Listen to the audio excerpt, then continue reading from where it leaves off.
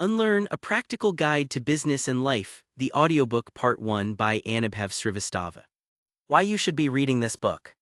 Happiness and freedom begin with a clear understanding of one principle. Some things are within our control and some things are not.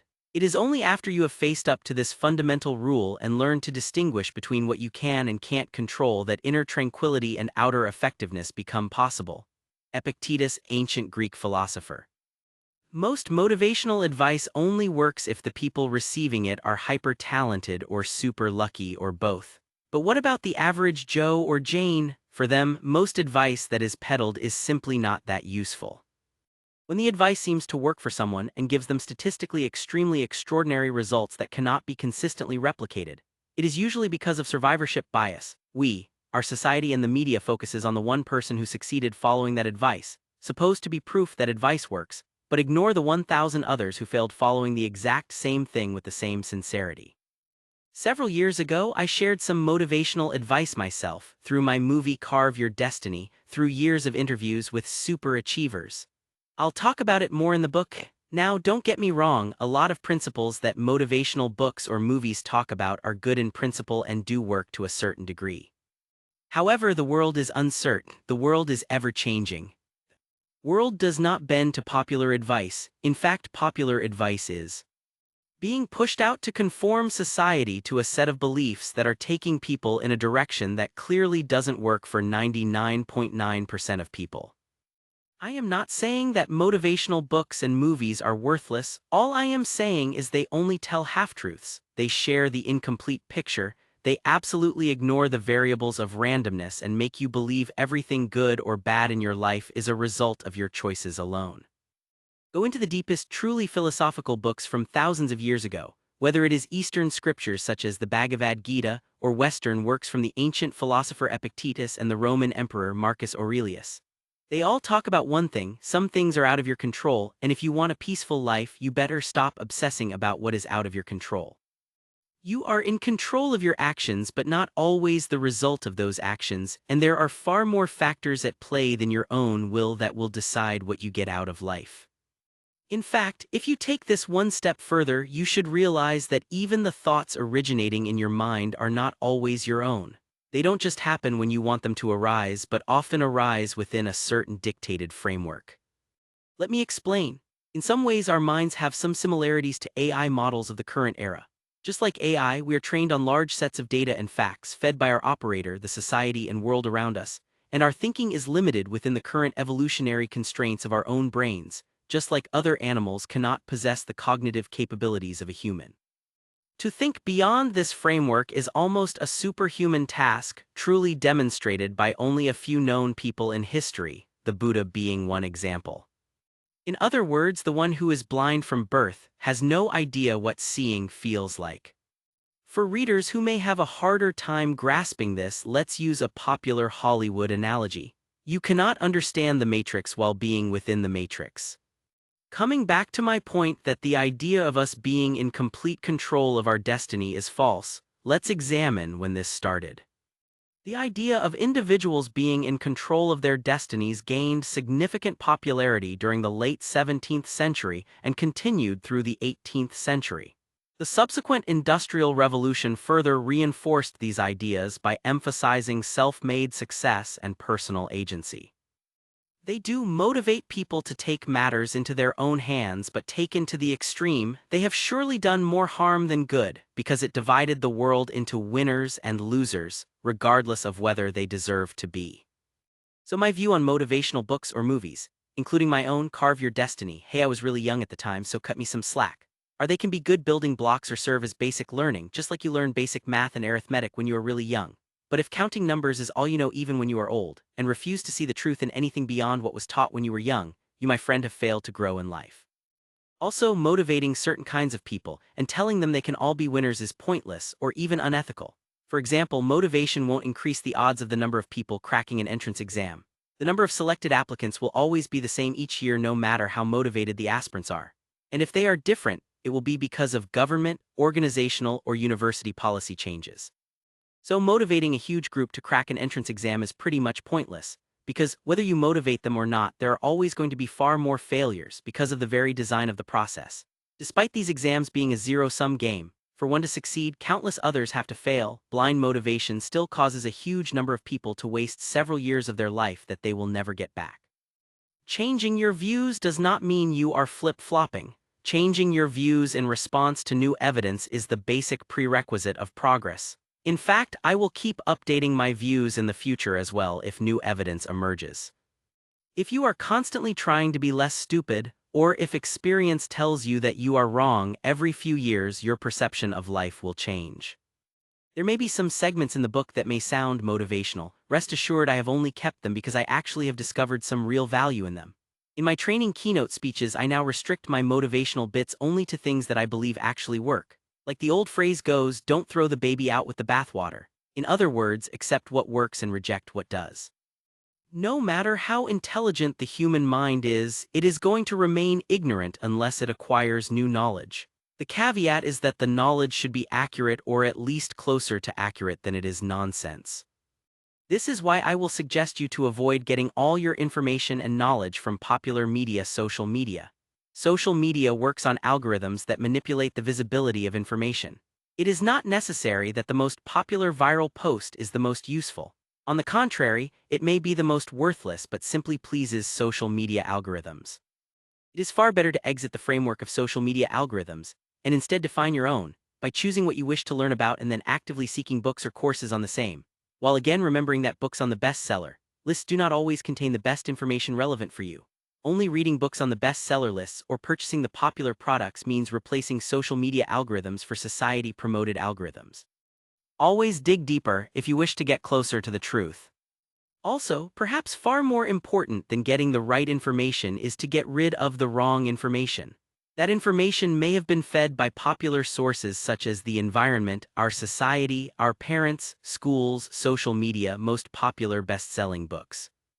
The first step to accumulate new wisdom is to get rid of the old dogma.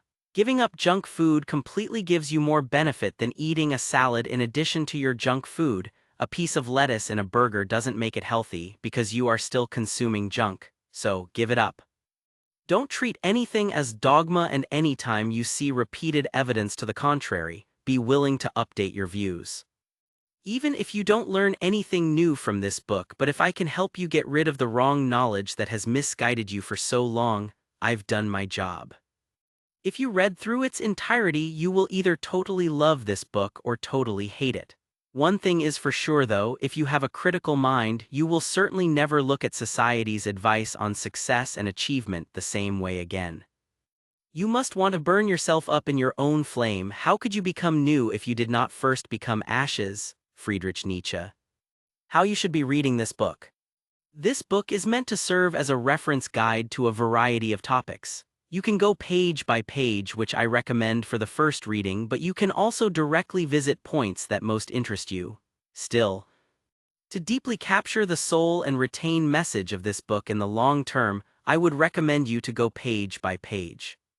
By the way, no matter what, if you are at a crossroads in life and wondering what the heck is going on, do not miss the final segment titled Reflections. It can literally turn your worldview upside down. Don't skip to it straight away though, slow down and enjoy the journey. Now let's discuss how to retain what you learn. Take notes. Our memories are astonishingly weak compared. Even if you remember a particular moment from years ago, you have already forgotten 99.9% of what happened. Heck, you have already forgotten much of what exactly happened yesterday, even if you have selective segments from it that you retain. Do you even remember the exact minute-by-minute details of the last 2 hours? You don't. So how can you rely on mere memory to retain whatever you learn? You need to make a record of what you learn, and the best way to do it is by writing notes. Writing forces you to think actively and absorb information whilst you can pretend to read even when you are half asleep. That is far from the ideal way to absorb information.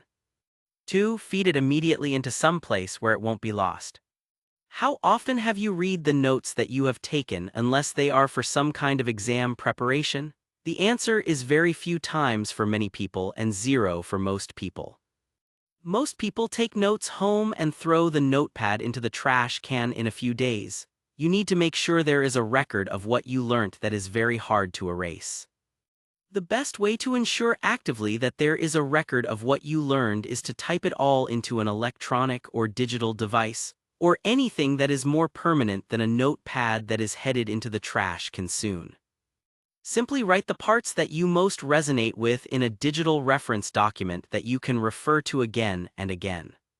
3. Read or watch it at least 5 to 6 times. It is very difficult to retain information if you just read it once. It takes several repetitions of reading or viewing something before you fully understand and absorb it. But at the very minimum, you should read or view it 5 to 6 times to at least get a basic understanding and retain what you learnt. The more you read or view something, the more you know the exact details of what was mentioned and can recall the information to your mind as and when needed. Also, the more you read, the more insights you will uncover that you may have missed the first time. Remember to copy and paste these new insights into your digital reference file as well. By the way, if this book is useful to you, then always make it a point to revisit it, at least once every 6 months to imbibe everything within you deeply. 4. Remember that information gives you knowledge, but application gives you skill. The absolute best way to retain knowledge is to apply it. If you let it sit in your notepad or electronic device, the priceless information becomes useless for you. Before you apply something, it is information. When you start applying it, it becomes wisdom and skill because now it is becoming a part of you.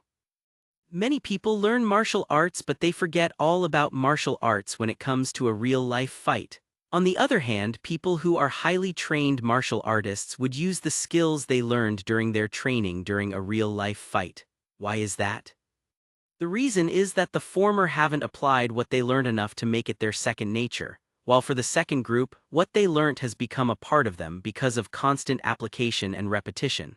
In fact, Bruce Lee said in one of his movies that when he hit somebody, he was not the one who hit, it hit all by itself. Although it was a movie dialogue, it was still completely true in real life because Bruce Lee had practiced so much that he did not need to remember whatever move he used in a fight, it happened all by itself. Remember, information gives you knowledge, application and repetition gives you skill. How I made a movie that impacted over 2 million people. When I was young, I had a desire that I wanted to impact the lives of 1 million people in some way or the other. It's not that you have to do something huge to impact the lives of 1 million people. Even if you do it in a very tiny way, you're still impacting their lives, right? In one way or the other, I was able to achieve that through my movie, Carve Your Destiny. If you do not know about Carve Your Destiny, the movie, it is an inspirational movie documentary that I made over a course of 6 years. It is one of the most comprehensive documentaries on the subject of world's definition of success, and features some of the most famous achievers from diverse fields across the world. The beginning. In late 2007, when I was still a university student, I proposed Carve Your Destiny as a project for a competition. It would be a first-of-its-kind movie on success featuring several real-life famous achievers. The project was rejected because they thought it was way too hard to get it made, even with the resources of the university. They were right, by the way.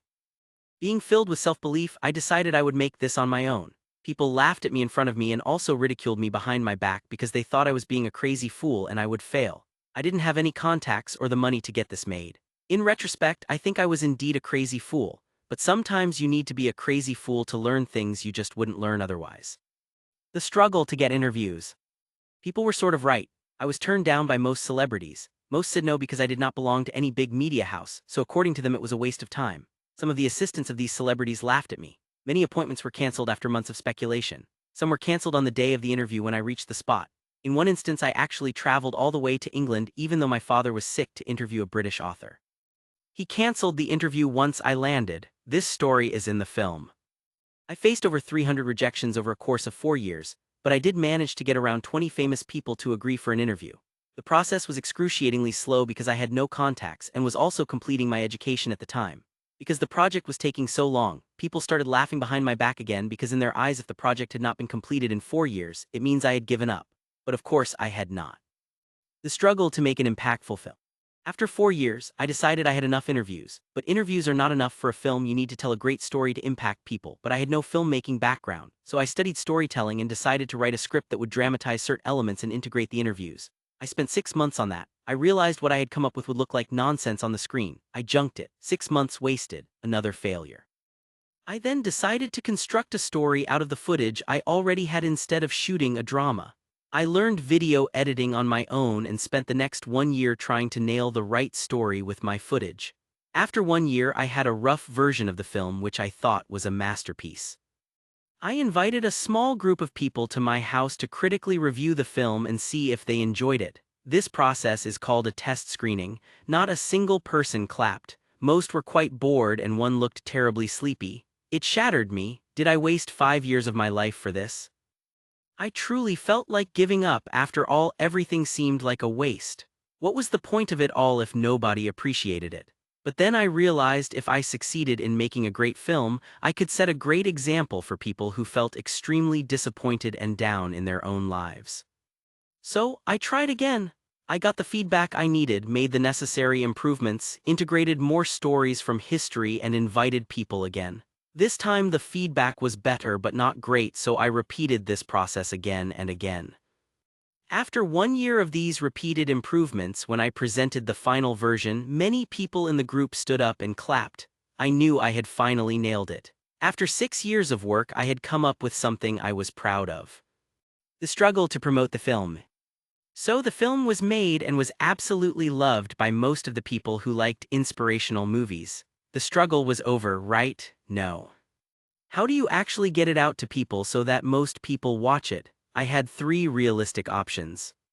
I could spend another year or 2 trying to get the right distributor, which practically doesn't exist for the Indian documentary market, and then sell it to them. There were also no popular streaming media services back then in my country that I could try pitching the movie to.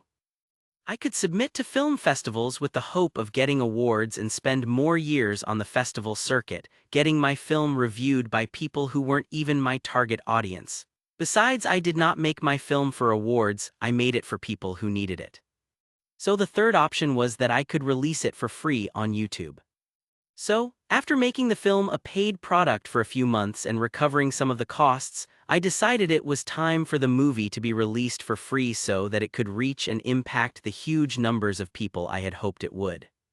What better platform than YouTube? Simple, right? You release it and it becomes viral overnight like those media stories tell you, right? Wrong again.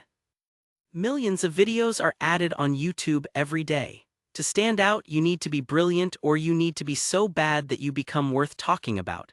Even though going viral is the holy grail for content creators, very rarely will a content go truly viral.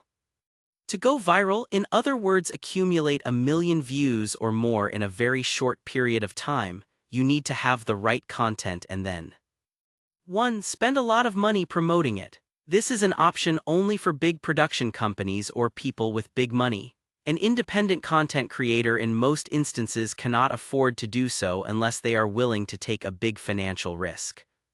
2. Get your powerful friend or influencers with a lot of followers to share your video with their fans. It did not happen, most expect money. 3. Get super lucky so that your video goes viral without any overt efforts. This is incredibly rare, didn't happen. What happened after release? With absolutely no help from influencers, very little paid promotion and mostly my own social media efforts, I put out the film on YouTube.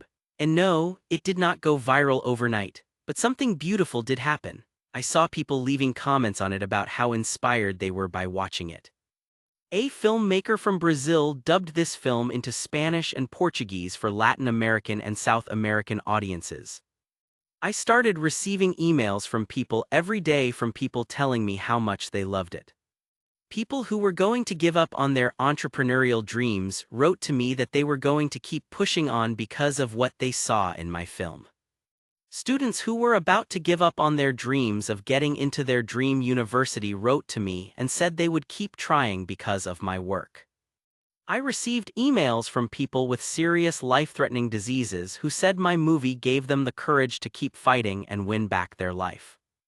I even received emails from people who had attempted suicide before who told me how watching this film actually motivated them to live. Eventually, the movie accumulated more than 2 million views on YouTube, which may not be a big deal today but was a pretty big deal in 2016. Technically, I had impacted the lives of 1 million people. Getting 1 million views is a validation that your work has genuinely influenced a huge number of people worldwide.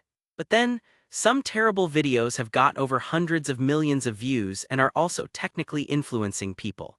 Thankfully, my film has gotten almost unanimous praise from the people who watched the film all the way. Despite all of this, the question is, was all this effort worth it for me personally? I am not sure. Whether or not something is worth the effort is not really correlated to how hard you worked on it, but rather whether it delivered on the expectations you had from it. If you work without expectations and can be happy in the process, almost anything can be worth the effort. I believe this is where I went wrong with the film. I worked on it with huge expectations and a payoff in the future. The problem was not about what I worked on, but the way I worked on it. By the way, even though a couple of the interviewees in the movie themselves went on to make some regrettable decisions in their lives, the principles in the film are a good basic timeless introduction to many things. And if you haven't seen the film, it may be worth a watch, but don't treat the movie as dogma nor this book as dogma. As I said before, accept what works for you and reject what doesn't. How I got into business. In the final stages of the movie production, I was starting to set up my speaking consulting training business. So I had to balance both things, and finally, it was only after I completed the movie that I was fully able to focus on my speaking business. Once the movie started getting a lot of online attention, I thought my speaking training career would be a cakewalk. Many popular speakers come out with best-selling books and their career takes off. So naturally, I believed that because I came out with a very high-quality movie in its genre, feature-length inspirational documentary, and I would also start speaking gigs, training events from everywhere. Despite all my sacrifice, it still didn't happen. By the way, let me add, making a feature-length documentary on your own is far tougher than writing a book. A single person can write a book. But the kind of film that I made was the job of 20 people. Normally, a budget of a film like this easily goes into multiple hundreds of thousands of dollars, if not a few million.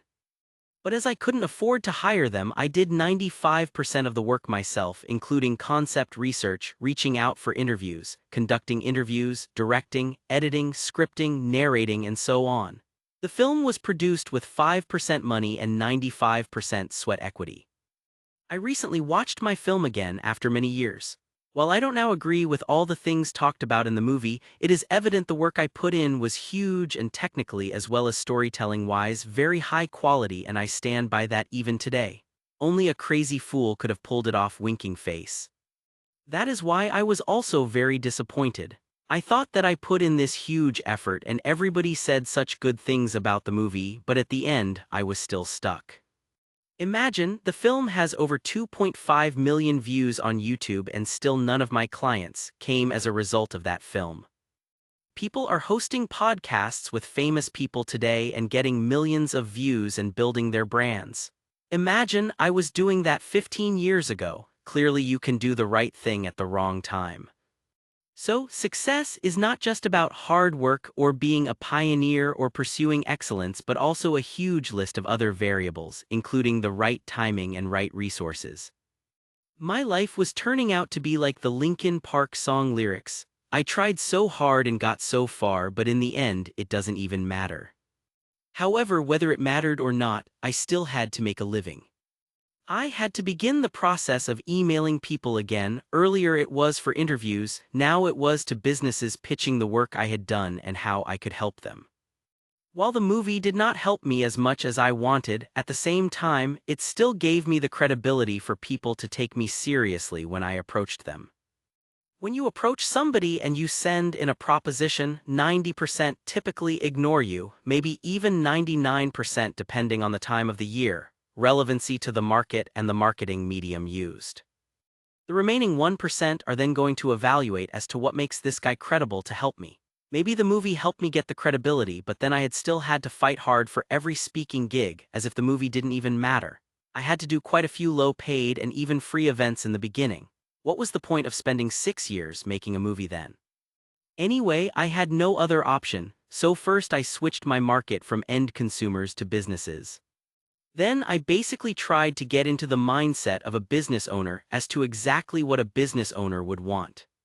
They would want the employees to be driven, they would want the employees to be more productive, and they would want them to be better salespeople, especially for people who are into sales because they may need the revenue. So, these are some of the topics that I started pitching them. That is how things start really picking up because I kind of figured out what exactly the needs were. But again, I would still say it's a numbers game initially in any business. Now, why do new people fail in business? Quite often, it's because they have no idea how tough it's going to be. They just have this dream that they see, okay, this guy succeeded at this, if he can do it, I can do it, and we buy into survivorship bias. So, survivorship bias basically says we only focus on people who succeeded. We do not study the millions who failed using the exact same approach. People say success is a science and there are laws for success like a science. That is the most unscientific thing to ever say. If something cannot be regularly replicated under similar conditions, it's far from a science, unless we are talking about quantum physics, which is clearly not what the success is a science people are referring to. So, for any person who's really starting a business, I would recommend to them, if you are in a job, then keep your job as far as possible. If you quit your job, then you have to be prepared for it to fail, because now you are desperate for money immediately to pay your bills. What we need to make sure that we have the savings to help us stay afloat, because in general, it takes about 2 years for the business to really start rolling, if it is to roll at all. The worst time to start a business is when you need the money. And just because it rolled for 2 years doesn't mean it will roll for 10 years.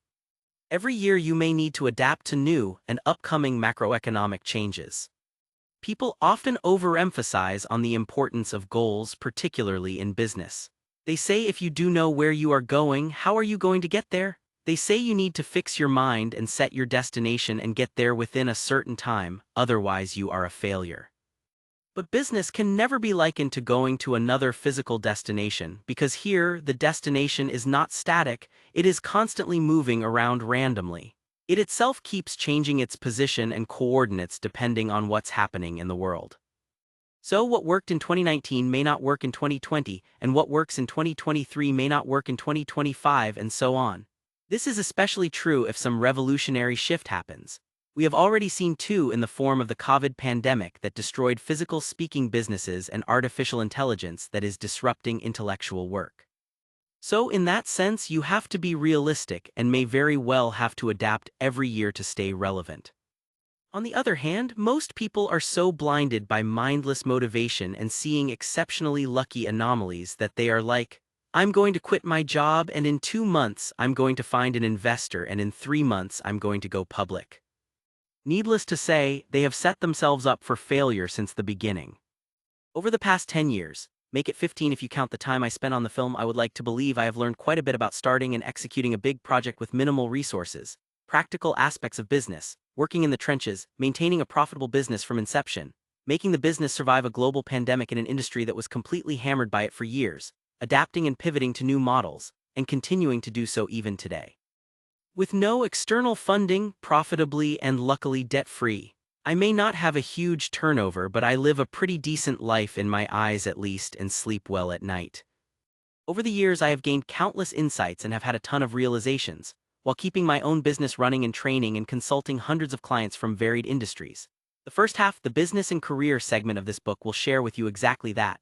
If you have no interest in the business career segment, you may skim forward, but I will still suggest you to go through it. There is a lot you can learn. The second half, or the life segment of this book, will share the realizations I have had about various aspects of life in general, till the degree I understand it anyway. Why is it important? Because there is one thing I have realized: your business or career can't work in the long term if your life is screwed. Ideally, for this book to have its most powerful impact, you should read it chapter by chapter. But let me reiterate, no matter what, do not miss the final chapter titled Reflections. Missing it would be like missing the climax of a movie. Segment 1: Business and Career. Start living how to sell. Are you into sales? If you are a business owner, you will probably raise your hand. If you are not an owner but a sales executive, you may raise your hand. If you do not belong to any of the above categories, you may not raise your hand at all. However, the truth is everybody is into sales. When you apply for a job interview, you are selling yourself, thus, you are the salesman and the product. When you propose marriage, you are selling yourself. In an arranged marriage, especially in South Asian countries, your parents are a part of your sales team. When your dog or children whine when they don't get what they want, they are selling too. Emotional blackmailing is also selling. When a politician makes promises, he is selling, no matter how preposterous the promises may be. A politician was once invited to watch a soccer game. After the game ended, he was invited to present an award to the winning team. Before he gave the award, he spoke. "Our region is so poor, 22 players have to play with only one ball. If you vote for me in the upcoming elections, I am going to make sure that every player gets a ball." Needless to say that no matter what you do, you are trying to sell, even if it is nonsense. If you are not in sales, that means you are either a statue or you are dead. Some people continue to sell even after they are dead in the form of a brand name. But unfortunately, selling is considered such a dirty word that it has been replaced with words such as influencing in everyday language. Unfortunately, the reason why sales has a bad reputation is primarily because the general public thinks it represents lies and unfulfilled promises. The fact of the matter is that some salesmen have in fact given it a bad reputation because of the same reasons. A salesman died and was stopped at the gates of heaven and hell. The angel invited him to come to heaven, and the devil invited him to come to hell. Finally, the devil said, "Why don't you get a sneak preview of both the places?" The salesman agreed. The first thing he saw was heaven, where he saw people meditating and sitting peacefully. It seemed nice, but not nice enough. He then previewed hell. It was filled with nightclubs and partying and beautiful women. The salesman liked it. He chose hell. Unfortunately, when he went to hell, he was immediately sent to a torture chamber and began screaming out of pain.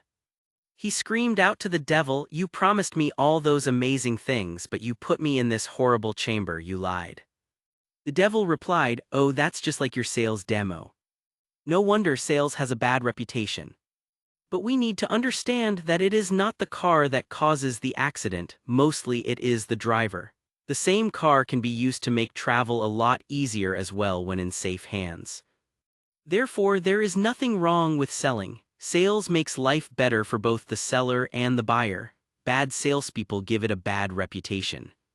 Sales is the backbone of almost everything we do in the world, whether it is monetary or not, and when done ethically, it is the single biggest factor for any kind of success.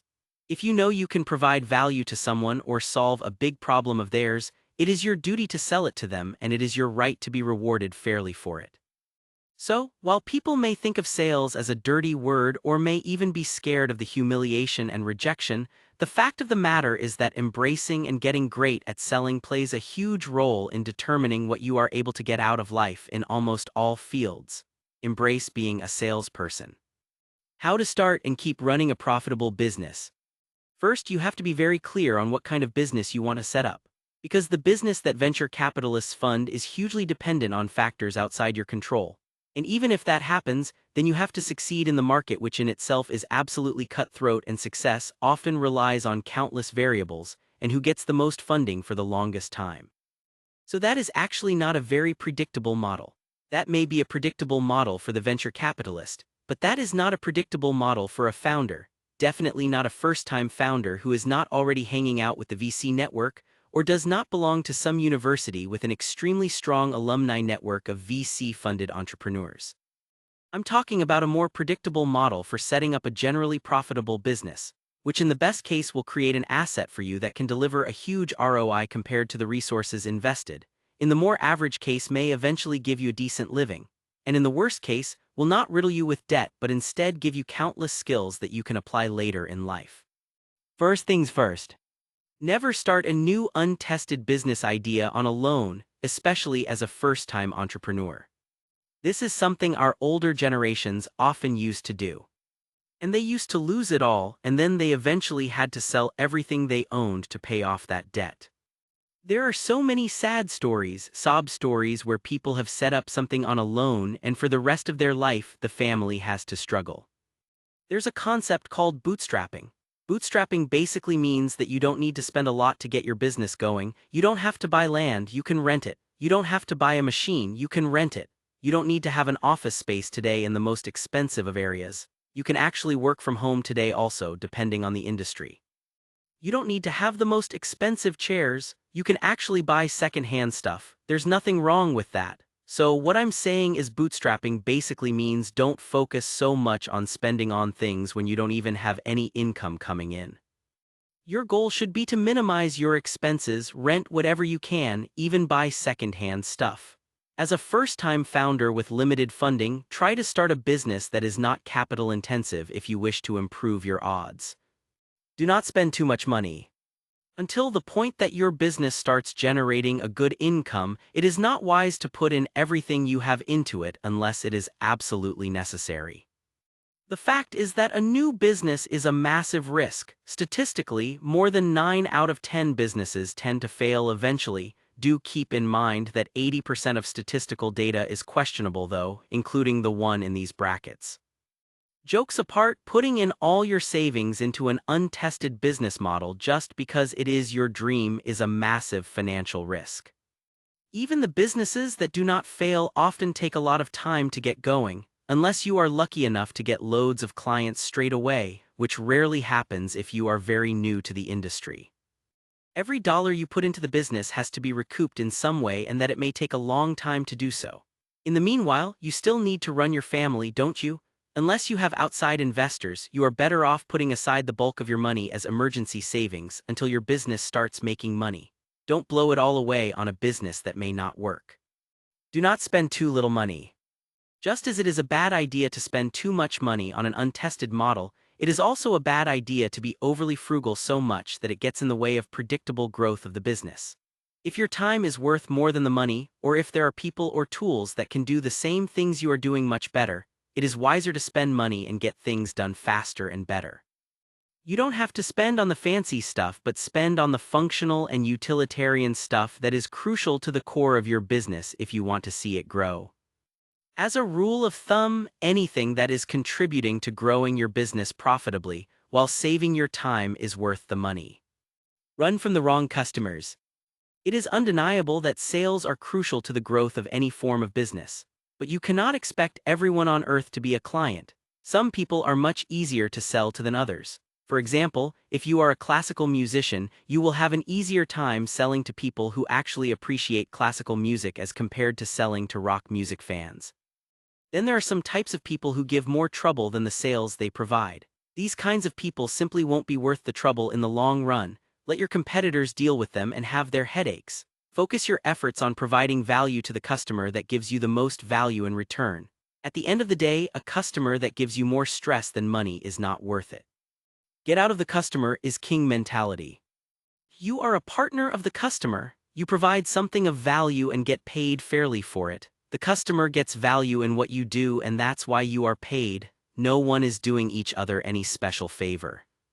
If you insist on the customer being the king, then see yourself as the king-queen of an allied kingdom. If you can't respect yourself, no one else will respect you. Don't think about starting your own business with friends unless the terms are absolutely clear and put on paper. We have all heard of stories where two friends founded a company. That company succeeded wildly. Both friends became multi-billionaires and ran the company together as a great team for many years. Unfortunately, the other scenario is far more likely, where long-lasting friendships are destroyed because of business fraud, or when there is no fraud but one party puts the blame on the other, and the personal relations that took so long to build are destroyed in a blink of the eye. It is not a good idea to start a business with your best friends or people with whom you share extremely close relations, unless you're sure that even in business failure your relations won't suffer. Also, another good idea is to put terms on paper. Putting them on paper won't save a friendship gone sour, but it can protect you from a professional angle. Have enough savings before you start. Now, if you are going to be starting a business, remember that you have to give it time to grow and cannot expect immediate money. So what does that mean? That means that if you are going to start a business, then either ensure you have enough savings for your kind of lifestyle for at least 2 years, or don't quit your corporate job just yet. Success is not guaranteed, and even if it comes, it will usually come slow. Don't rely on a miracle to bail you out. Be smart and have some savings for your personal expenses. If possible, cut down on your expenses to save more and last longer. In ideal circumstances, start young and make sure you have a supportive partner.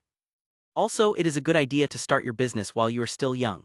If you are married with kids, first set savings aside for them and only then think starting a business. Make sure your spouse is supportive. In the initial years, you will have to work even harder than you would in a job for something that has very high chance of failing in the long term anyway. You won't get to spend as much time with your significant other as you would like.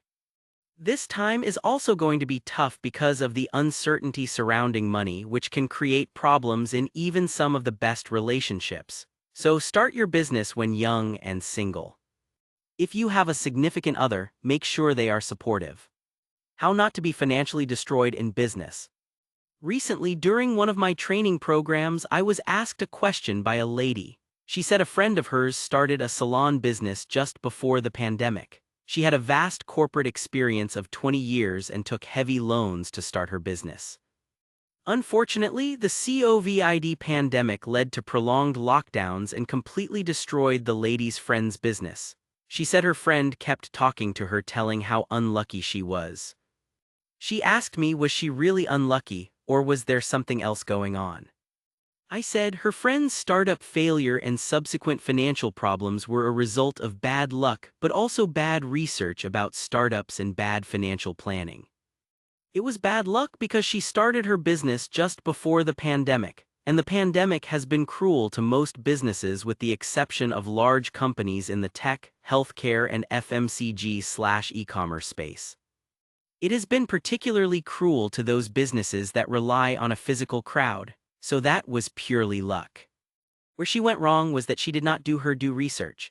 Anybody who has done business knows how difficult it is to start and make it successful in the first place.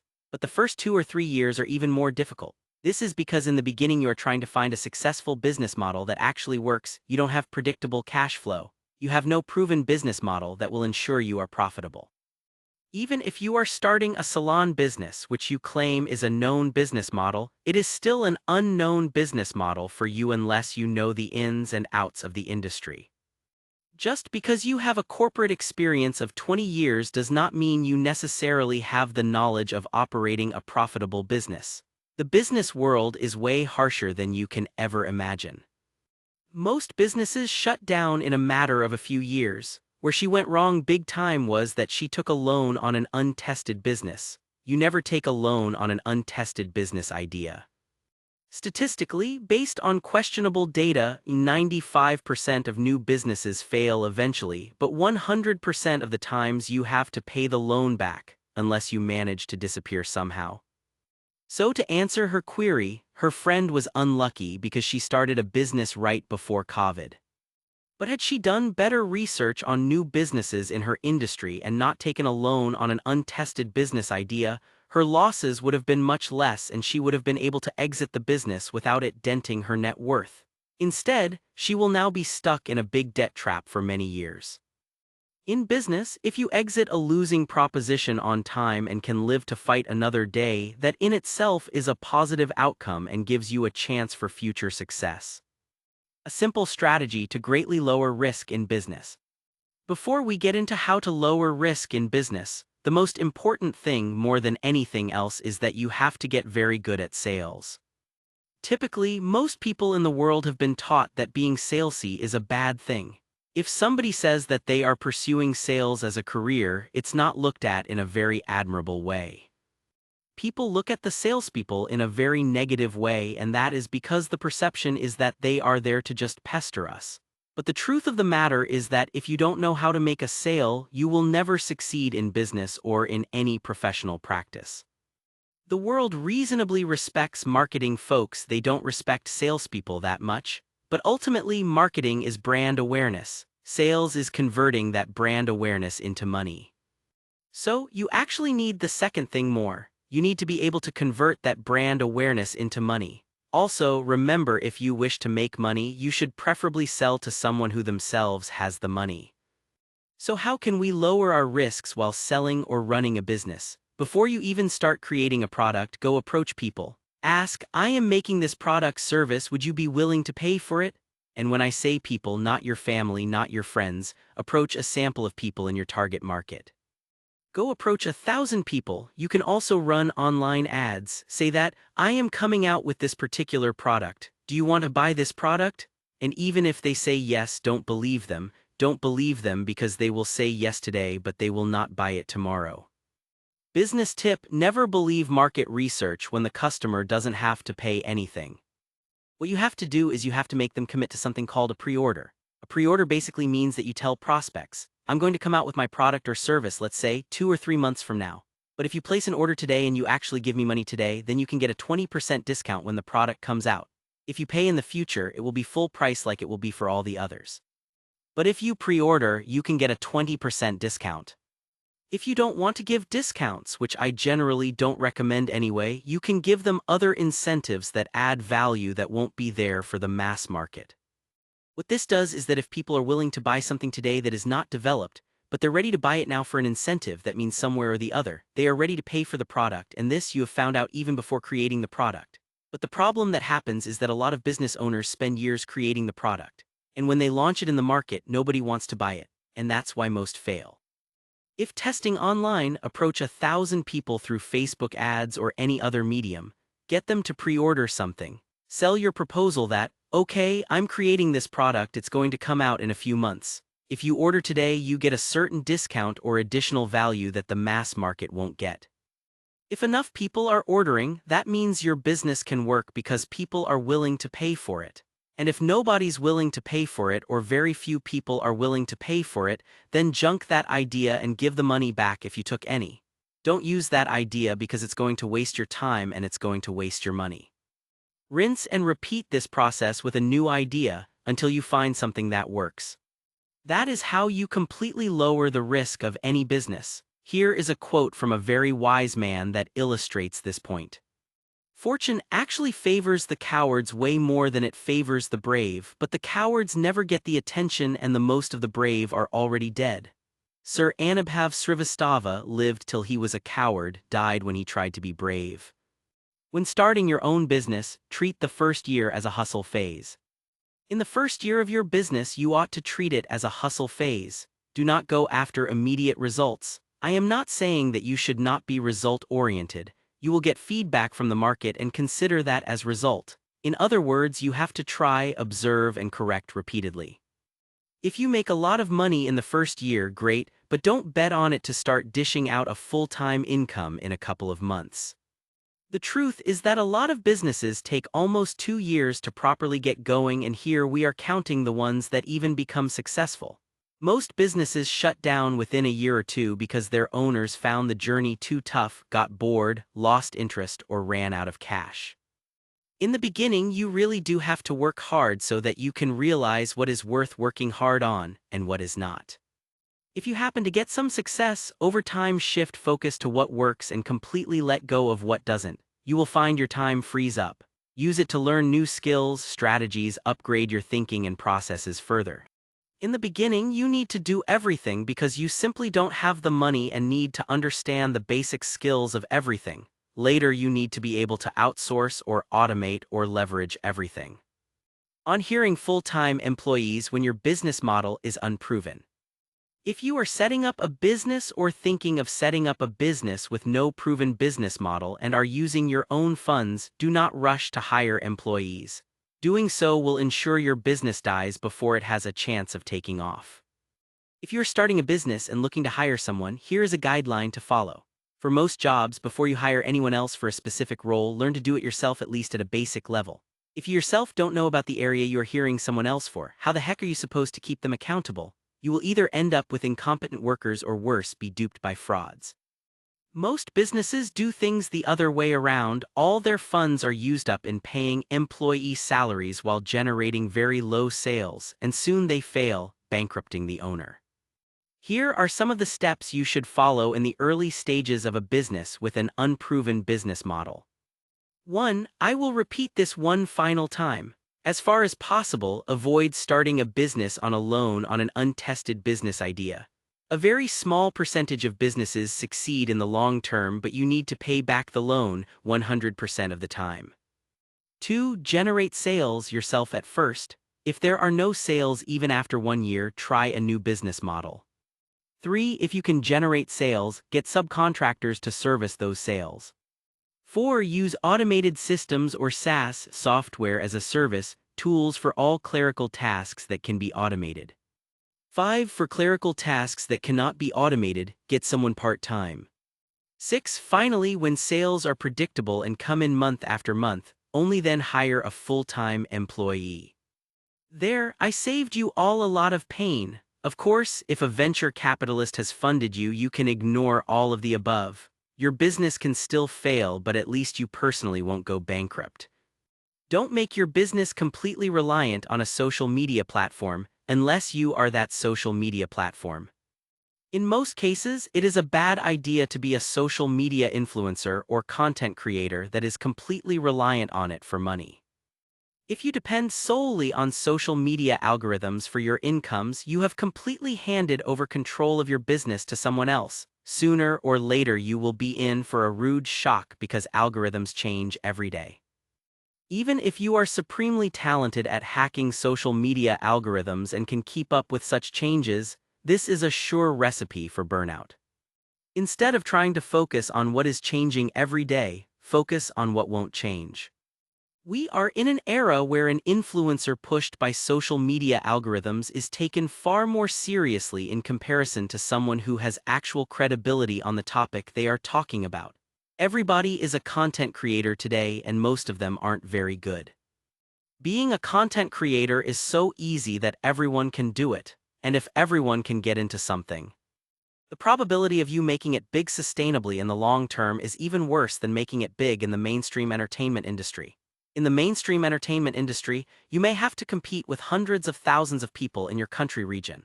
On social media, you need to compete with billions of people worldwide, because everybody and their dog is a content creator. Don't confuse popularity or vanity metrics with success. People automatically assume that if something is popular, they are financially successful. They may be in deep debt or may be running into huge losses. There are tons of business people who are much more financially successful than others, but they either don't market their success or the nature of their business doesn't result in media coverage, Instagram, or YouTube popularity. So, what should you do in this situation? Find something that is harder to get into for others but easier to get into for you, based on your strengths and where you can provide more value compared to your competition. It doesn't matter if the market is smaller, what is more important is that the market is a high-paying one. Is it possible? Absolutely. In my experience, it is easier and more cost-effective to get $1,000 from 10 people than it is to get $1 from 10,000 people. Find such a market based on your strengths. Target high-paying clients. The most important in order to result in a profitable business is low expenses and high-paying clients. Most entrepreneurs who start out have this in reverse and fail. To get high-paying clients, it makes more sense to go B2B instead of B2C. Successful companies can pay you good money, which most individuals cannot. If you are going to go B2C, preferably target those B2C markets where you can make good money without you having a huge overhead. Focus on affluent customers and providing services, not products that require you to have a big inventory. Examples of these services could be higher education, consulting, real estate broking, etc. Also, a small profitable business is better than one that posts a big turnover but loses huge money year after year, eventually dying. Don't get distracted by the noise and by the judgment of people. Focus on your financial numbers and whether you are making a profit while maintaining a healthy margin. If you can do so long enough and stay adaptable, you increase your chances of a win. If you are a small business, focus on margins, not volume. When you have higher margins, you are less likely to go out of business when the volume of your business is impacted due to any reason. You have more money to spend on advertising, increasing sales further. You have more money to spend on hiring the best talent that grows your company further. Except for the largest of businesses with massive capital and resources, competing purely on price is sure way to eventual failure. You walk on such razor-thin margins that even the slightest of variations could make your business unprofitable overnight. When starting your own business, give things enough fuel. The most crucial thing you need to do before you even begin starting your own business or a profession is to ask yourself, can you imagine doing it for years and years with the same love even if the results were just average? Most people just start expecting results straight away, almost like a gambler that expects to win. In a few rare cases, it may actually happen. But in many cases, the real payoff from any endeavor, if at all comes from a lot of consistency over a period of many years. The reason is that no matter how talented or how amazing you are, it will take time to build credibility. It will take time to build a following or get paying clients because you have to prove over and over again that you are actually providing something of value at an appropriate price for them. It will also time to develop services or products, figure out how to make money from it, and acquire considerable mastery of your business. This doesn't mean you stick with losing propositions that are dead ends. There should be some evidence that there is reasonable demand for the product service from people who are capable of paying for it. Remember, you have to try, observe, and correct repeatedly. Sometimes you will find something that works that suddenly stops working due to multiple macroeconomic shifts. You need to begin trying, observing, and correcting again if you wish to keep running the business. Don't work at maximum efficiency. The truth is not every business will succeed. In fact, most of them will fail. It is an undeniable statistic. Now, this may deter many people, but not others. They are still going to try because they have hope. Hope is a great thing, but hoping for a miracle is. If you want your success to be sustainable, do not work at your maximum efficiency. Work at your optimum efficiency. There is a difference. Working at your maximum efficiency all the time will burn you out sooner or later, and soon you will begin to hate even what you used to love. Working at your optimum efficiency means achieving your optimum combination of hard work, smart work, and breaks to achieve your maximum long-term potential. In the beginning, you may have to work at your maximum efficiency because you have no idea what works. But as soon as you begin to figure out what works and what doesn't, you need to shift gears. Contrary to popular opinion, constant, intense hard work is not always the key to getting what you want. At times, it is best to take a break or take time off to think and learn. Sometimes, you have to be willing to take a few steps backwards in order to be able to jump several feet ahead. On risks in business. Never ever invest more than you can afford to lose, no matter how tempting the so-called opportunity looks. Some people believe massive risk is the secret to quicker success, misguided by popular media of today. The truth is, a person overspeeding and driving his car at 200 km/h may reach the destination quicker, but there is a bigger chance that he will crash and never reach it at all. Drive fast enough to be making significant progress in the journey, but don't drive so fast that you crash and burn. The most important thing is to know yourself and be aware of what you can or cannot handle emotionally and financially. That is the only way to stay do anything term without losing your sleep and ruining your health. How to raise your prices greatly. Most businesses are only able to raise their prices in increments. In a world where most businesses compete purely on price and go for the high-volume, low-price approach, raising prices is something that they are only able to do when the entire industry raises their price. While the high-volume, low-price approach may work brilliantly for businesses that have a lot of capital, the same may put small to mid-sized companies with limited capital out of business. The reason is that competing on price means that the entry of any bigger competitor that can offer lower prices to your customer means your business model may be threatened overnight. Because if you are already having low margins, you may not be in a position to offer further discounts and may go out of business. The only sustainable business model for smaller companies is one that allows for healthy margins. But how do you get healthy margins in a marketplace that cares mostly about price? There are two keys to be able to do so. 1. Changing your positioning. You have to change your positioning from a lowest price solutions provider to a lowest cost highest value solutions provider. Now you may wonder, isn't lowest price and lowest cost the same thing? No, it is. Price is what you pay for something on paper. Cost is what you actually pay for it in the long run. Some of the lowest price things can be incredibly costly in the long run if they keep breaking down or stop working when you most need them, leading to irreversible damage. For example, if a machine is priced low, it may appear to cost less, but the same machine can cost a company tremendously if it breaks down or is unable to produce enough output to fulfill a big order. A higher price tag machine may appear to cost more, but if that machine is robust, requires less maintenance, and has a bigger output, that machine costs you tremendously less. 1. The only way to improve your margins is to switch from being the lowest price provider to the lowest cost highest value provider, even if you are more expensive than your competitors. 2. Changing who you sell it to. While there are many customers who will go for a high-value solutions provider, the truth is there are many people who want the lowest price, no matter what. If you only sell to people who are only concerned with the lowest price, you will always lose out in a market like that. Unless you are the one who can provide the lowest price. If you sell to a cheap market, the only way to make that work is sustaining huge volumes, which we know is not always possible.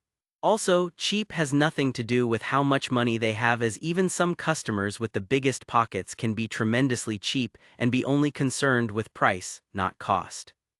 The only way to greatly raise your prices in such a situation is actually target a different market altogether. Now, depending on your industry business, this may or may not be possible, but if it is and you are serious about greatly raising your prices, making the switch will play a tremendous role in determining if you are able to do so. How to actually implement this? Making a switch overnight to becoming value-focused and changing your market is obviously not realistic and will lead to you losing existing customers. A better strategy would be to create new premium offerings for the value-focused marketplace and test how it performs in the market. If it succeeds, you can scale it up and gradually make a switch to a value-focused positioning. If it doesn't, you still have your price-focused customers and lower-priced offerings to fall back on for now. Do the following activity. 1. List down ways in which you can change your positioning to a high-value focused solutions provider rather than a low-price provider, if that is not your positioning already. Do you need to introduce new premium offerings, or are there ways in which you can improve value in existing offerings? 2. How can you improve the perceived value of your offering in other ways? How will you change the perception of your services in the market? Remember, if your perceived value is low, even if you deliver high value, you will not be able to raise your prices successfully. 3. What are some value-focused markets where you can command higher prices and get better margins? This can be serving different industries or different countries. The characteristics of an ideal new business. Should have low overhead costs, at least in the beginning, so that you don't go bankrupt trying to build it. Should be something you enjoy. Should be something that you are good at or be related to existing experience. Should provide value to the market with enough proof that they will be willing to pay for the product. A promise is not enough, only money transfer is. Should have decent profit margin. A business is supposed to make money, not lose money or break even. Should be sustainable and have a competitive advantage over others. Should be scalable. Should not depend solely on you in the future. It should give you time freedom eventually. Ideally, it should not depend on location as well. You should be able to replicate and operate it from anywhere. This is preferable but not mandatory. Should be sellable to someone else in case you realize that you don't want to do it anymore. Should you ever provide your services for free? Even as a professional keynote speaker business coach who obviously does this for a living, I have been asked to speak for free at organizations who are clearly making money. The first thing I ask the man or the woman asking me this is whether they do their work for free. Would they do the job they are doing for absolutely no money? And if they don't, how can they have the audacity to ask someone else to work for free? I often contacted by some organizations making tons of money by selling expensive programs to their students. These people have made a fortune. And yet, many of them have a habit of exploiting speakers or freelancers from other industries by not paying them anything or peanuts. One person from a huge entertainment chain asked me to provide pro bono training to their team. Pro bono basically means providing your services for free for the public good. Most people who do pro bono work charge heavily from people who have the money and provide the same services to the needy for free. How on earth are organizations sitting on top of piles of cash needy? Similarly, a nonprofit asked me to provide a pro bono speech to their audience, which consists of rich entrepreneurs. So you want me to help them make more money, but you don't want me to make money? And don't be misled if someone says they are a nonprofit organization. Many of the so-called nonprofits are also very cash-rich thanks to donations. All they need to do in order to retain their status as a nonprofit is to not show a profit on paper. Many of them simply distribute a lot of the money amongst themselves as salaries or inflate actual expenses in order to avoid showing a profit. You may be running a business, might be self-employed, or rendering your services in another industry. However, it is important to set conditions only under which you would be willing to provide your product services for free, otherwise you are setting yourself up for exploitation. Here are my suggestions on when it is okay to work for free. 1. You want to help people who are genuinely needy. But in order to do this, your needs have to be met as well. Charge from the people who have the money, but differentiate the cheap from the needy. Just because someone says they don't have the budget or the cash does not mean they are actually needy. Don't let cheap people or freeloaders, those who want everything for free, exploit you. 2. If you are still working on honing your skills and want to improve your craft, you can consider working for free. But make sure you actually get valuable learning in return, are not just made to fetch coffee for seniors or working for people who exploit you. 3. If you are working for free, consider a barter system where you get something valuable in return that actually benefits you. 4. If it gives you invaluable exposure in the industry that actually has the potential to lead to paid work, you may consider doing a few gigs for free. But here again, you need to do your due research. Many organizations will make you do work for free citing exposure even though they themselves have no exposure to begin with. Or they may be credible names but still not do anything to promote you and may just use you. So be wise. 5. When you are an absolute newbie and are looking to build up your resume, then again, being associated with a few big credible names is of far greater value than doing free work at 100 shady organizations. So pick and choose carefully. 6. In all other cases, only work for free because you want to, not because you are being made to. Only do it if it gives you genuine happiness. You have the right to a good life and to be able to enjoy it to the level you want and live comfortably to the degree you want. Because the world is not going to make your bills free just because you give your services for free. I made the movie Carve Your Destiny available for free, and I am also going to make the PDF version of this book available for free, at least initially, because I want to, not because I am obliged to. It also doesn't mean everything I write in the future or product services I provide will be for free. The only way to be able to create work you are proud of is when you don't have to worry too much about the money. Despite me making a lot of my work already available for free, I still get random calls from people asking for even more free advice. The best way to respond to such requests is to quote them your consulting charges. At a fancy cocktail party, a doctor and a lawyer found themselves in a conversation. A man, desperate for advice on his ulcer, approached the doctor. After mumbling some medical jargon, the doctor turned to the lawyer, curious about his approach to such situations. "How do you deal with advice-seeking folks at social events?" the doctor inquired. The lawyer, with a smirk, replied, "Simple, just bill them for the consultation." The next day, the doctor sent the ulcer patient a bill for $50. The same day, he received a bill from the lawyer later for $100. Top 5 False Beliefs in Business. False Belief 1. A successful business should always have hundreds or thousands of employees. These days, the success of a business is perceived by how many fancy offices it has and how many people are working for it.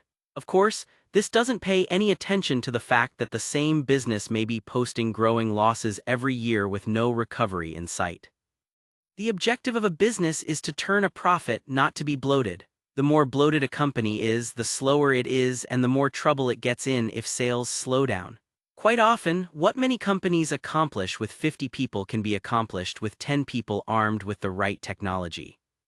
Don't fall into the bigger is always better trap. What is better depends on what kind of business you want to run. False Belief 2. A successful business should always have huge turnovers. This is similar to the point above. A lot of companies boast about turnovers, which is fine, but why don't talk about is their expenses. Many companies can clock a turnover of $1 billion if their expenses are $1.5 billion, but that doesn't make the business successful, especially if losses keep growing every year. A business that has a turnover of $10 million but $5 million is its profit is technically more successful than the bigger firm. Sure, now some people will say a business clocking $1 billion, even with an expense of $1.5 billion, can be sold for a lot more. That makes it a potential asset, but not a successful business. Secondly, even successful acquisitions of this size are rare, and only work if it makes economic sense for the larger company. Most of the time, such acquisitions fail, and the company has to either be folded or sold for much less than what the founders hope. In other words, if you are lucky it may work, but don't bet on it. And it certainly isn't a successful business until it makes more money than it eats up. Sales is super easy, just sell a product that cost $100 to make for $1. Sir Anubhav Srivastava, sales grandmaster and CEO of the fastest growing company in the universe, TROLLS United. False Belief 3. A business should always solve complex problems. Leave that to scientists. A business ought to make a profit. Furthermore, just because you solve a complex problem does not mean you will be rewarded for it. What if the market just doesn't care about the problem, no matter how complex it is? There is no reward for that. Also, a business that solves a problem but is then unable to capitalize on it in the market by being fast enough, or at the right price or with the right distribution will again fail. There are countless examples of entrepreneurs trying to solve complex problems and succeeding, but then realizing no one cares. What is more important is to solve a problem that the market is willing to pay for and then capitalize on it in the right way. False belief 4. Innovation always makes a business succeed. There are plenty of examples of companies that have been truly innovative but have had no idea how to capitalize on it or have not made enough adjustments to make the idea commercially viable and sadly failed. Edison didn't invent the light bulb. A couple of scientists before him managed to do the same, but they were not able to make it commercially viable. Edison did, and the world thinks of him as the inventor. But even if it did not, Edison would still be the one making all the commercial gains from it. Similarly, Apple did not invent the mouse, Xerox did, but Apple was the first one to make it commercially viable and therefore realized the first commercial gains from it. Oh, and Apple did not develop the first smartphone either. Remember, as stated in point 3, innovation only works in business if it fills a market need and can be capitalized upon quickly for commercial gains. False belief 5. You always need to create a product or service before you sell it. Traditional thinking dictates that a product or a service needs to be created before you sell it. The problem is most new products or services that are created flop badly and often leave the company in despair. I want you to challenge that thinking. Often, although not always, it is possible to pre-sell your product service before you ever actually create it. The advantage of this is that it greatly minimizes risk. It gives you the opportunity to validate whether the market actually wants your product. If it works, great. If it doesn't, you can shelve the project without committing huge amounts of time and money to it. Do make sure you refund those who made pre-orders though. It also gives you the chance to fund the creation of the product and service through the customer's money instead of your own capital, provided that the market wants your product and greatly improves your odds of success. This may not be possible at all times and in all industries, but it often is, and if done ethically, this is one of the best risk minimization strategies. Why most sales meetings are a waste of time. Most client meetings are not worth your time. People say if you don't close, it's often because you didn't try hard enough. However, in reality, the reason for most failures in closing is not a lack of effort but because you are meeting the wrong people. Here is how you change that. 1. Have you made sure they are decision maker? Are they qualified to say yes to you? Quite often, during meetings you will deal with people who are qualified to say no but don't have the power to say yes. While it is important to treat non-decision makers with respect, ultimately if all your meetings are with people who always have to check with higher-ups for everything, you will have a much harder time making your point and showcasing your value. This is because these people you meet aren't concerned about the value you offer, they only care about their job and probably a low price. So, as far as possible, deal with the person who has the strategy in mind. This could be a C-level executive or the owner. If that is not possible, at the very least, keep them in loop of the conversation on email so that there is minimal distortion of information. 2. Have you evaluated their budget? Have you established whether the client has the financial capability and willingness to spend for the product service you have to offer? If they don't have the capability, there is absolutely no point of spending an extraordinary amount of time trying to sell to them. Perhaps, in the future, they might have the capability and it is good to stay in touch, but don't spend way too much time on them. The second is willingness. You can test this by studying who they hired in the past or products they bought. If you know the prices of who they hired in the past, you can quickly establish how much they generally tend to pay. You can share a budget range early on in the sales process to check whether they can possibly afford you. 3. Have you ascertained the agenda? Always ask before the meeting what the agenda is, what they are looking to accomplish before the meeting and the next step they will take, provided the meeting is successful. While you are at it, also get clear on what time frame they are looking at. If they are looking to buy something only next year, don't leave all your important work aside to rush to a meeting like this. Knowing the agenda helps you get the right material prepared and research done in advance so that the meeting is fruitful. Finally, it helps you understand in advance whether the person has any intention of buying at all. You will be surprised to know how many meetings are set up just to pass time. and give the illusion of being busy. This is often true when the meeting is set up with someone lower down the organization whose only intention is to make it look like to the superiors that they are working very hard. Often these same people will pay little attention to you during the meeting and give most of their attention to their phones. Summary. Most client meetings are not worth your time. It is one thing to go to a qualified meeting and not make it because of your own fault. But many times, the fault does not lie in your abilities but in the fact that you are spending your time meeting the wrong people or meeting the right people at the wrong time. Qualify them hard up front and save a lot of pain. Only spend your time where it matters the most. Your time is your greatest asset. 4 bad habits that may help you succeed in business and career. Are bad habits always bad? In some cases they are not. Here are 4 so-called bad habits that actually help you in business. Keep in mind that you cannot take any of these habits to extreme because if you do so, they will destroy you. However, having a tiny bit of these habits and most importantly, channeling them properly can yield wonders for your business or career. Here they are. A little bit of showing off. While being modest and letting your work speak for itself may seem like an ideal thing to do, in today's world which competes for attention, a little bit of showing off isn't a bad idea. No matter how valuable you are, if the world is not able to see it, it is not going to do you any good. If you show off, there will be people who resent you and start claiming that you're a bragger. But my question is, were these people ever going to be your customers or reward you anyway? The answer is no. On the other hand, bragging with a strategy in mind may actually make your value more visible in front of prospects or bosses. You may be consequently rewarded for that perceived.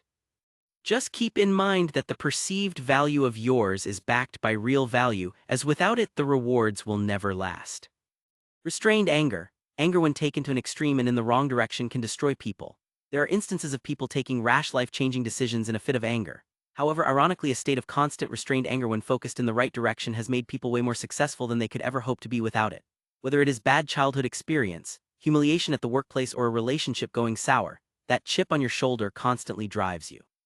It never allows you to settle because you always have a need to prove to yourself that you can do better. Fear. People say fear is always bad. It is not.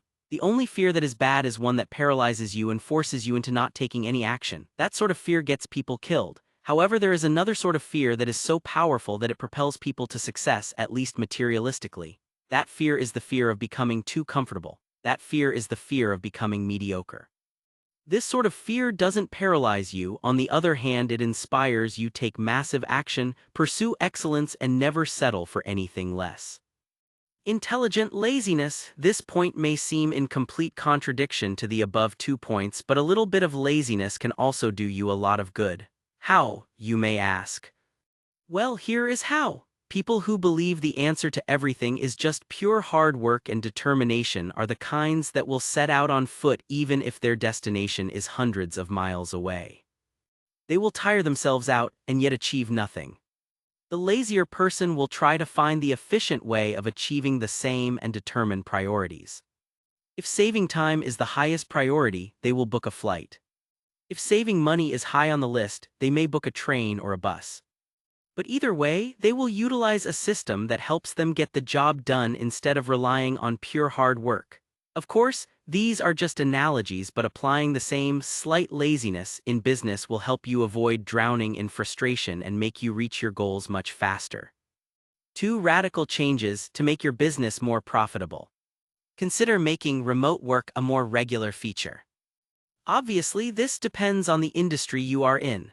If you run an airline, your pilot can't work from home, but companies that have been able to continue most of their operations while working from home should consider making it a permanent feature.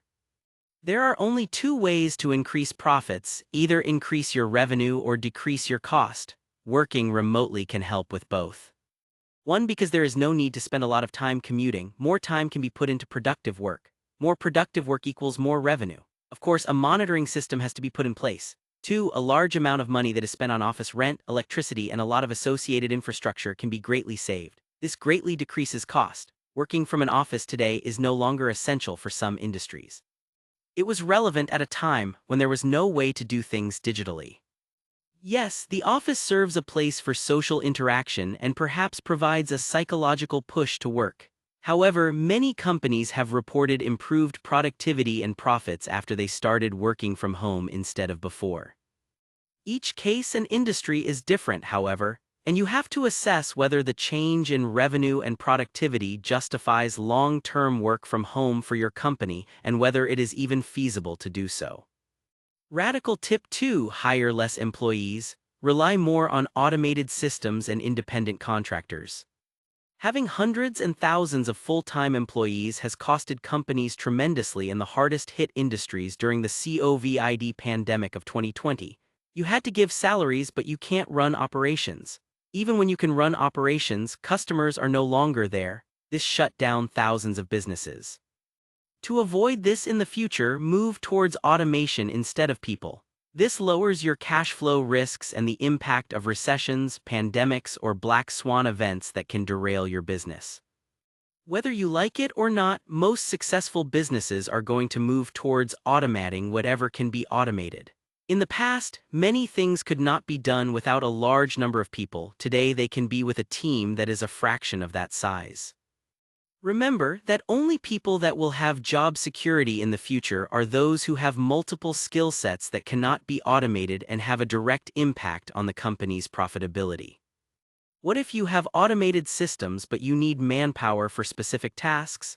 In that case, your second step could be to get independent contractors rather than full-time employees. As a company, you have a lot of legal obligations towards full-time employees that you can avoid if you hire independent contractors. This is not to say you don't need full-time employees, it means you need to employ them strategically. If you are bringing someone on full-time and taking on their legal obligations, make sure the employees too have a vested interest in having the business succeed and are willing to give their best. The worst state in any organization is not having people who are upset, it is having people who simply don't care. You can change demotivated people, but you can't change indifferent people. Never put all your money back into the business. Conventional wisdom says invest all your profits back into the business. I will say something blasphemous. Never make that mistake. Set aside a portion of cash, save it for a rainy day, and decide not even to touch it, but do not put it all back into the business. When times are good and the economy industry is great, it may seem you have the Midas touch and nothing may go wrong. It is then, similar to a gambler who is on a winning streak, you may be enticed into putting everything on the stake because everything is working in your favor. And then, out of nowhere, the gambler's luck runs out. He loses everything he had earned because he put everything at stake. The situation has decimated many businesses who were operating like gamblers. If there is one thing you need to always remember is that you cannot keep winning forever. That is just not how life works. Jump high if you want, but always make sure you have a safety net, and remember, the higher you jump, the stronger a safety net you need. Does blue ocean strategy practically work in real life? If you are into business, there is a high probability that you may have heard of the book, The Blue Ocean Strategy. It is one of the most popular but also one of the most misunderstood books out there on business innovation. The book, written by two professors from a business school, says that you should pick an area where there are no competitors and create an innovative product in that area. That approach has worked once in a while, and it is attractive because everyone wants to see themselves as an innovator, but most of the times, it is a path to failure in business. When Thomas Edison, whom I generally don't see as a great role model anymore, but hey, everyone has some good qualities. So when Edison was a young man and was thinking of making his first commercial invention, he thought of what would be some of the innovations he could bring about. At the time, he saw that politicians arguing in the assembly houses often had to shout when casting their votes on a particular issue. He then thought it would be a great idea to create a voting machine that would let them cast their vote. He then decided that he would create a voting machine. He spent a couple of years working on that. Finally, when the product was ready and perfected, he introduced it to the politicians. But no one wanted to buy it. Finally, he asked them why they didn't want to buy it when it would clearly save time and energy. They said, because we want to shout and argue. That day, Edison had a huge realization. He had only focused on innovation but not on validation as to whether people even wanted what he was making. He had fallen in love with his idea and started working blindly towards it and failed as a result. That day he told himself, from now on, I am never going to make something that nobody wants. To improve your chances of success, it is far better to replicate an existing successful business model and introduce it in a new region or add some unique benefits to differentiate it. Apple is not the first smartphone maker, Google is not the first search engine, Facebook is not the first social media site, and Tesla is not the first electric car company. And I am talking about the giants here. Don't glorify risk. Your goal should be to minimize risks and maximize returns. Also, you don't need to become a huge company either. It is perfectly possible to serve a niche client base and still make decent money by charging higher prices. Blue Ocean is a good framework to think about ways in which you can differentiate yourself in the market, but never try to go somewhere where there is no market yet.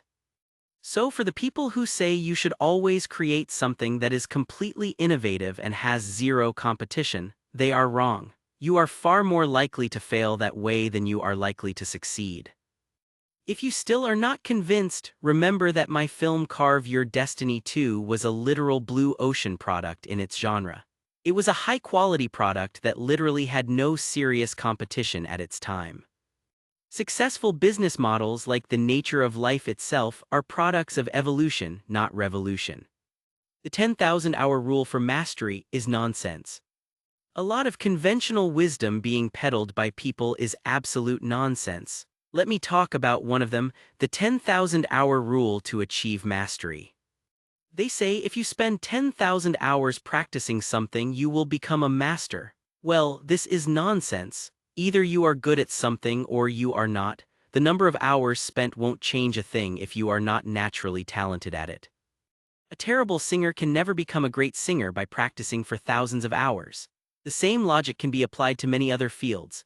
If the 10,000-hour rule were true, a 19-year-old Mbappe in the 2018 FIFA World Cup wouldn't be able to crush some of the most experienced players of the soccer effortlessly, who themselves have probably clocked many more hours. If it were true, a 13-year-old Magnus Carlsen wouldn't have beaten the legendary Anatoly Karpov and drawn with Garry Kasparov in chess. Hours matter only when the talent is present in the first place, and those two stop mattering after a while. You will often see someone who has clocked 20,000 hours to have now become too old or irrelevant in their industry. What is more important is to identify your natural talents and figure out a way to monetize them as quickly as possible. If you are good enough, the 10,000 hours will happen naturally over the course of your career. And if you are not good enough, then please quit before you waste your life away chasing those 10,000 hours. End of Part 1 of Unlearn, a practical guide to business and life by Anubhav Srivastava.